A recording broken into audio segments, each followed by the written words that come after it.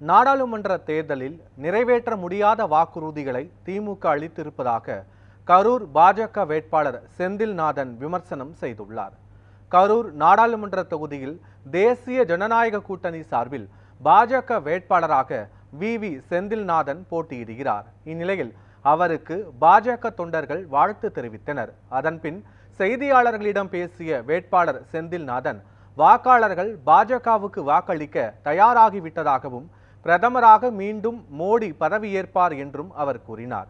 கடந்த சட்டமன்ற தேர்தலின் போது கொடுத்த வாக்குறுதிகளை திமுக நிறைவேற்றாமல் இருப்பதாகவும் குற்றம் சாட்டிய அவர் தற்போது நிறைவேற்ற முடியாத வாக்குறுதிகளை கொடுத்துள்ளதாகவும் விமர்சனம் செய்தார்.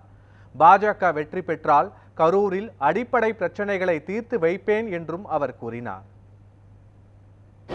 யார் ஜெயிச்சு வந்தா மக்களுக்கு நல்லது செய்ய முடியும், யாருடைய ஆட்சி மறுபடியும் தேசியத்தில் உருவாக போகிறது, பாரதிய ஜனதா கட்சி தான் மூன்றாவது முறையாக ஆட்சியை பிடிக்க போகிறது. அப்ப யார் ஜெயிச்சு வந்தா இந்த நீங்க சொல்ற பகல் நேர ரயில கொண்டு வர முடியும் சென்னைக்கு அப்படின்னா பாரதிய ஜனதா கட்சி மட்டும்தான் முடியும், வேற யாருனாலையும் முடியாது. வேற யாரும் பொய்யான வாக்குறுதிகளை தான் ஒவ்வொன்றையும் சொல்லுவாங்க.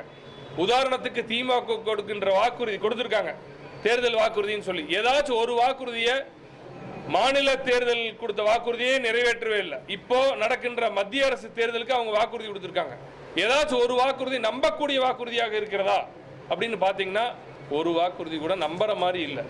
அட்ட பொய், எல்லாமே முழு பூசணிக்காயில் சோத்துல மறைக்கிற மாதிரி அவங்களுடைய வாக்குறுதி ஒவ்வொன்றும் இருக்கிறது. அதனால மக்கள் இந்த முறை ஏமாறாக தயாராக இல்லை. கண்டிப்பாக மக்கள் பாரதிய ஜனதா கட்சிக்கு வாக்களிக்க தயாராகி விட்டார்கள்.